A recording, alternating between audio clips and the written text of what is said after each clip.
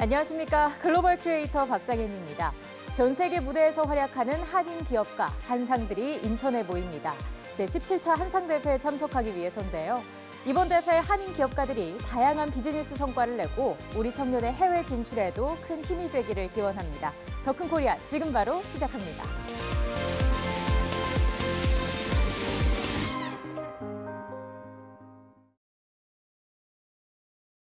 우리 역사를 기록하고 보존하기 위해 샌프란시스코에서 동포들이 뭉쳤습니다. 캘리포니아주에 정착한 한인의 발자취를 담은 한인 박물관을 만든 건데요.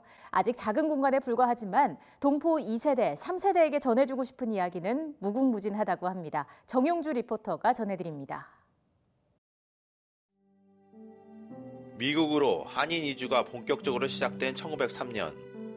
갤리코를 타고 온 한인 100여 명은 머나먼 하와이 땅에 첫 발을 내디뎠습니다. 그 후 여러 지역으로 뿔뿔이 흩어진 한인 중 상당수는 캘리포니아주에 정착해 한인촌을 이뤘습니다.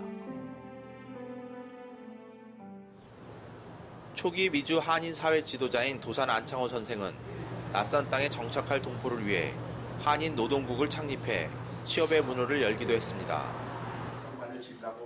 안창호 선생처럼 캘리포니아주에 정착해 나라와 동포를 위해 살아온 미국 이주 한인들의 삶이 한자리에 모였습니다. He was one of the 12 people arrested by Japanese police. The 이북지 bomb event with An Chang-ho 선생님 together. 12 people. My father is one of the 12. Years, still so many people really, appreciate the people who contribute to the country. So I think it is a very good sign. 지난 2014년부터 동포 6명이 모여 기획한 샌프란시스코 한인 박물관이 5년여 만에 문을 열었습니다. 아직 작은 공간에 불과하지만 십시일반 힘을 보탠 동포들의 정성은 그 무엇보다 큽니다. 많은 분들께서 격려를 많이 해주셨고요. 자원봉사도 많이 해주시고 많이 힘이 됩니다. 그런 것들이. 박물관이 문을 열면서 동포들은 의미 있는 활동부터 시작했습니다. 이민사 강연을 통해 동포와 현지 사회의 한인 이주 역사를 소개하고 샌프란시스코와 캘리포니아주 중부 지역에 남은 한인 이민 역사 유적지를 책으로 만들어 배포하고 있습니다.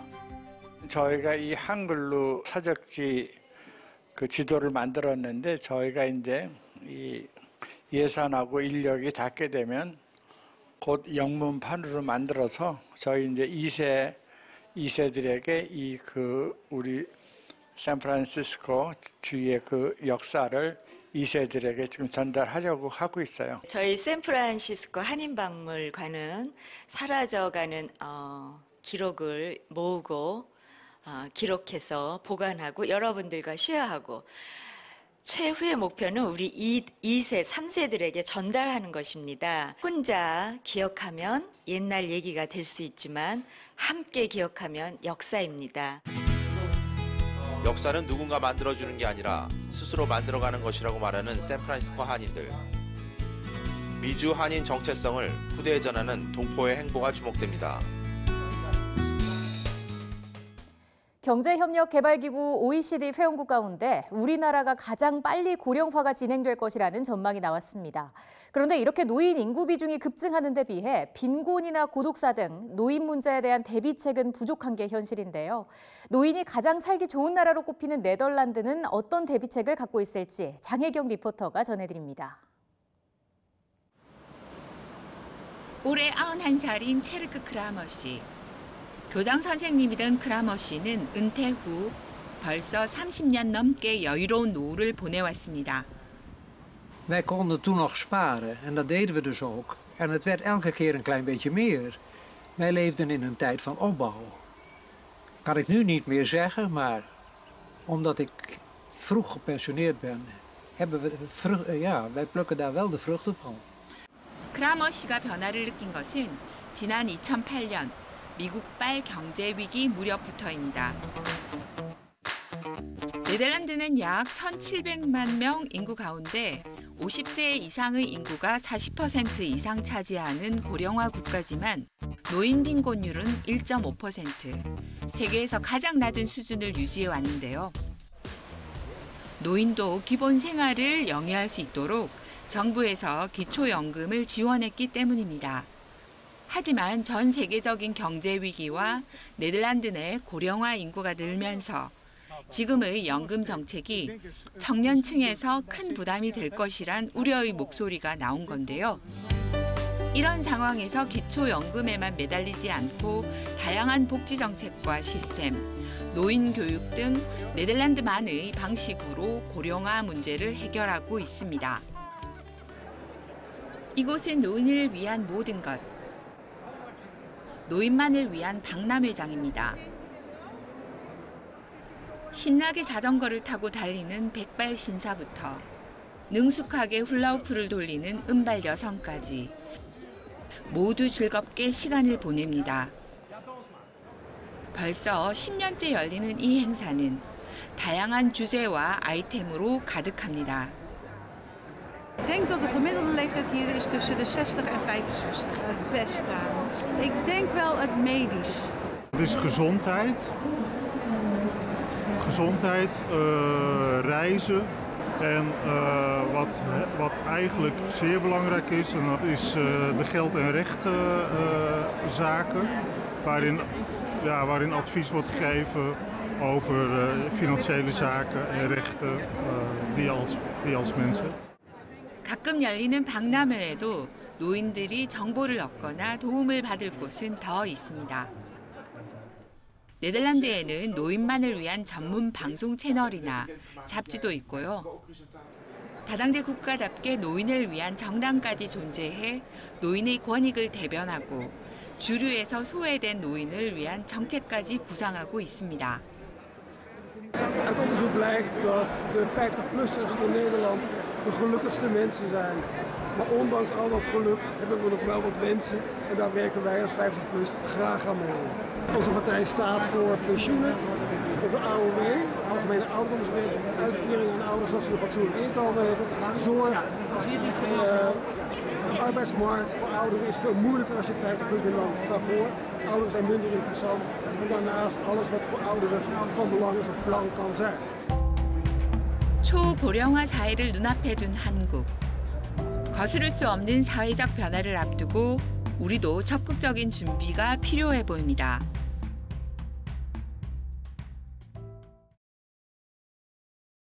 한국전쟁 당시 중남미에서 유일하게 참전했던 나라, 바로 콜롬비아입니다. 그런데 한국전 참전 이후 콜롬비아에서 발생한 내전으로 남미 역사상 가장 오랫동안 전쟁 상황이 이어졌는데요. 현재 상황은 어떤지 코이카 콜롬비아 사무소 박종민 소장에게 물어보겠습니다. 소장님 안녕하십니까? 네, 안녕하세요. 코이카 콜롬비아 사무소 박종민 소장입니다. 네, 60년대 시작된 콜롬비아 내전이 무려 50년 넘게 계속됐다고 하던데요. 요즘 치안 상황은 어떻습니까? 네, 그동안 콜롬비아는 내전과 마약 갱단 등으로 치안이 불안했던 것으로 알려졌습니다. 하지만 최근 콜롬비아에는 긍정적인 변화가 일어나고 있습니다. 지난 2016년 콜롬비아 정부가 가장 큰 반군단체인 FARC와 평화협정을 체결한 뒤 반군단체 조직원들의 사회화가 진행되고 있고요. 이어 콜롬비아 정부는 국제사회와 협력해 내전으로 피해받은 국민이 평화롭고 안정적인 삶으로 다시 돌아갈 수 있도록 노력하고 있습니다. 또한 지난 5월에는 OECD 회원국에도 가입해 정치와 경제, 사회 등 분야의 국제 기준을 준수하며 책임의식을 높여가고 있습니다. 네, 그렇군요. 아무래도 정세 불안이 해소되면 경제도 안정을 되찾을 텐데요. 네, 그렇습니다. 콜롬비아는 카리브해와 태평양으로 둘러싸여 있고 아마존 열대우림과 열대초지도 보유해 자원이 풍부한 나라입니다. 그래서 그동안 원유와 광물, 농산물 등 원자재 수출에 의존하는 산업구조였습니다. 하지만 지난 8월 신정부가 출범하면서 콜롬비아 수출 상품 다각화를 새로운 목표로 세웠습니다. 농산물을 바탕으로 한 제조업이나 관광산업, 음악이나 패션, 비디오 게임 등 문화산업이나 상품 개발을 목표로 하는 것이죠. 콜롬비아는 전체 인구 중 경제활동 가능 인구가 70%에 이르는 젊은 국가인데요. 남미에서 경제 규모도 4위에 해당하는 것으로 알려져 있습니다.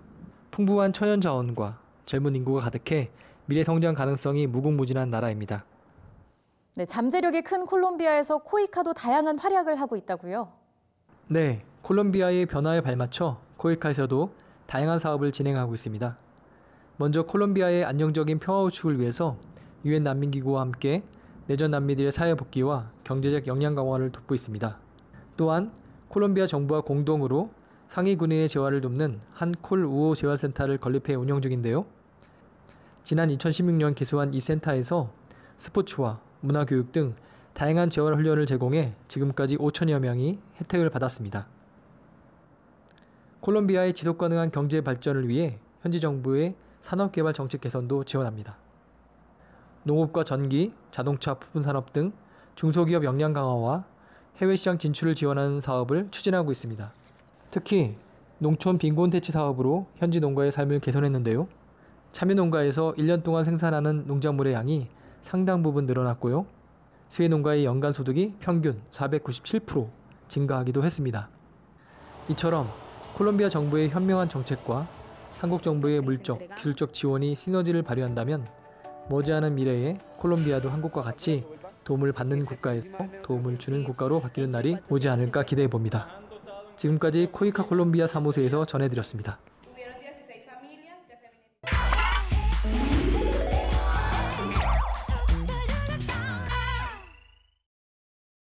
우리나라 전국 초중고등학교를 다니는 다문화 가정 청소년은 11만 명에 이른다고 합니다.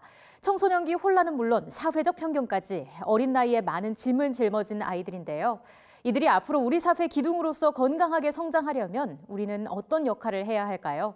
한국다문화청소년협회 박옥식 이사장 이야기 들어보겠습니다.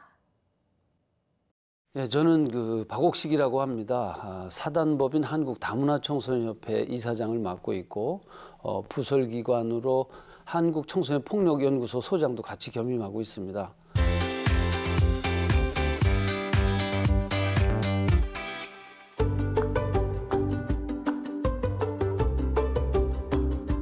지난해부터도 다문화 인구 200만 명 시대가 되고 있습니다. 계속 증가 추세에 있는 그런 인구 상황들을 봤을 때는 이 다문화 가족, 다문화 인구에 대한 사회적인 어떤 예방 조치와 대비가 상당히 중요한 그런 시기라고 할 수 있겠습니다. 다문화 가족협회 등등등 여러 다문화 가족지원센터 등등등 많이 있는데 제가 이제 다문화 청소년만을 좀 중심으로 하는 단체들이 어디 있는가 봤더니 그게 없었어요. 사단법인 한국다문화청소년협회는 지난 2015년도에 창립을 했고요. 2016년도에 여성가족부 산하의 사단법인 단체로 등록이 돼서 활동을 하고 있습니다.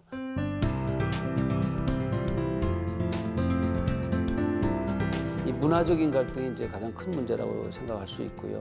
그 다음에 이제 편견과 차별에 대한 문제가 굉장히 큰 사회적 이슈가 되고 있고요. 그리고 특히 우리 다문화 청소년들에게는 정체성의 혼란이 있고 또 사춘기의 어떤 여러 가지 어려움, 또 심리적인 갈등, 또 특히 이제 학교에서는 집단 따돌림 같은 그런 현상들이 너무 많이 나타나기 때문에 이런 문제들을 해결하기 위해서는 우리가 어떻게 해야 될 것인가 그런 고민들을 많이 해야 될 그런 시점입니다. 가정 환경으로 인해서 학업을 계속하기 어려운 상황들에 대한 그런 복지적인 문제, 이런 것들이 이제 당면 문제라고 할 수 있고요.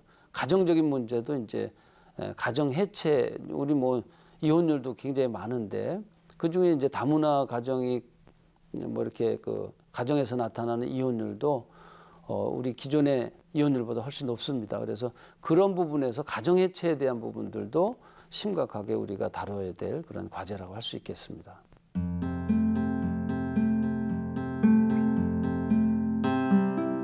우리 사단법인 한국다문화청소년협회 주된 활동을 보면 다문화 청소년들을 위한 상담, 멘토링 이런 것들이 되죠. 그래서 다문화 청소년들이 겪는 여러 가지 어려움들이 있는데 그런 어려움들을 해소하기 위해서 상담과 멘토링 그리고 특히 이제 문화적 활동이 상대적으로 부족하기 때문에 문화 활동 그래서 영화도 보고 연극도 보고 박물관 같은 경우도 가게 하고 가정 형편 때문에 학업이 어려운 친구들에게는 장학금도 지원을 해주고 있습니다. 최근에는 이제 글로벌 요리 교실 같은 걸 해서 또 다양하게 활동을 하고 있는데 우리나라의 어떤 다문화 인식을 개선시키는 그런 것들에도 상당히 큰 효과가 나타나는 것으로 우리는 확인하고 있습니다. 요리 교실은 뭐 기업에서 좀 지원을 받다 보니까 그 직원들 가족 자녀들 그다음에 다문화 우리 협회 다문화 청소년 협회에 있는 우리 그 다문화 가정의 자녀들과 가족들이 함께 참여해서 함께 그 나라의 독특한 음식들의 맛을 보면서 함께 만들어가는 그러면서 우리 한국의 가족들과 다문화 가족들과 좀 더 가까이 접근하고 대화할 수 있는 또 함께 음식을 만들어가면서 공동체 의식을 느낄 수 있는 그런 의미 있는 행사로 진행을 했습니다.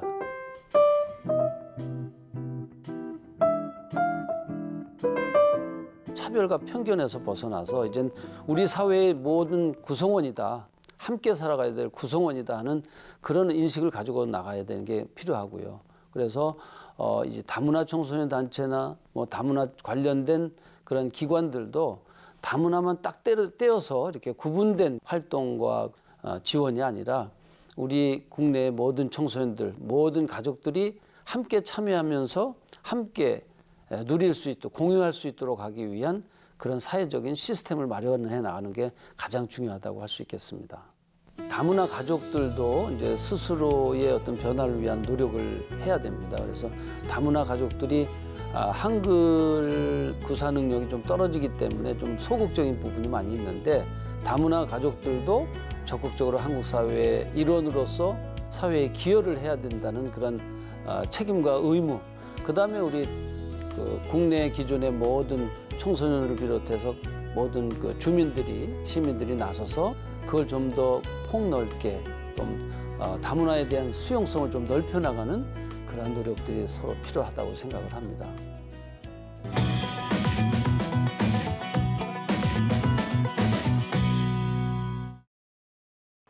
K-팝과 K-뮤비로 시작된 한국에 관한 궁금증이 우리말과 문화로 이어지고 있는데요.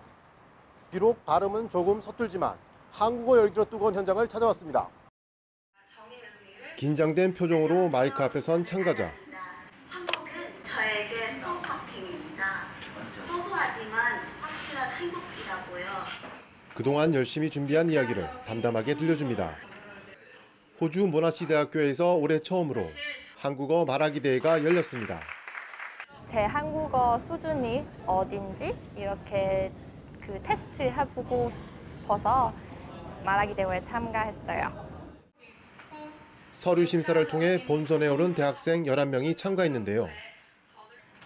K-팝의 매력을 느껴 한국어를 배우기 시작한 학생들이 한국어 실력을 마음껏 뽐낼 수 있는 자리입니다. 한국어를 배우는데 어떤 목적도 줘야 되는데 학생들이 이런 발표회를 보고 나도 그렇게 할 수 있겠다 목표를 주려고 이런 행사를 만들었습니다. 모나시 대학교는 호주에서 한국어 학과가 있는 몇 안 되는 학교 가운데 하나인데요. 매년 말하기 대회를 열어 학생들이 한국어 공부를 열심히 할 수 있도록 격려할 계획입니다.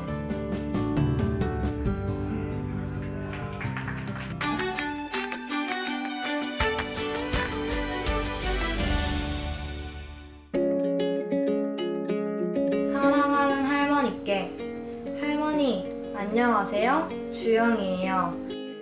잘 지내고 계시죠? 저는 여기서 가족들하고 잘 지내고 있어요. 요즘은 태국에 적응해서 학교 다니는 것도 너무 재밌어요. 학교에 가면 선생님들도 재밌고 친절하게 잘 가르쳐 주세요. 그리고 학교에서 친구들이랑 노는 것도 너무 재밌어요. 그리고 학교에 마시는 것도 엄청 많아요. 점심은 조금 맛없긴 한데 학교에서 파는 간식이 진짜 맛있어요. 그래서 하루에 돈도 엄청 많이 써요. 엄마한테는 비밀로 해주세요. 할머니도 많이 바쁘실 텐데 저희 무슨 일 생길 때마다 걱정해 주시고 기쁜 일 생길 때마다 축하한다고 용돈 많이 주셔서 감사해요. 근데 저희는 바쁘다고 할머니한테 연락 많이 못 드린 것 같아요. 앞으로는 자주 연락할 수 있었으면 좋겠어요. 요즘에 저희 아빠는 학교 일로 진짜 바빠요. 맨날 뛰어다니고 상담하는 게 일상이에요. 엄마는 태국어 공부하느라 좀 많이 바쁘세요. 태국어가 많이 어려워서 좀 힘들어하세요. 근데 집안일은 진짜 열심히 하세요. 저희 동생들은 놀고 숙제하는데 진짜 바빠요. 매일 아침마다 학교 가는 게 힘들어요. 저희 가족 다 나가야 하니까 엄청 바빠요. 할머니는 요즘 어떻게 지내고 계세요? 저희처럼 바쁘신가요? 할머니 엄청 보고 싶어요. 아프지 마시고 건강하시고 오래오래 사세요.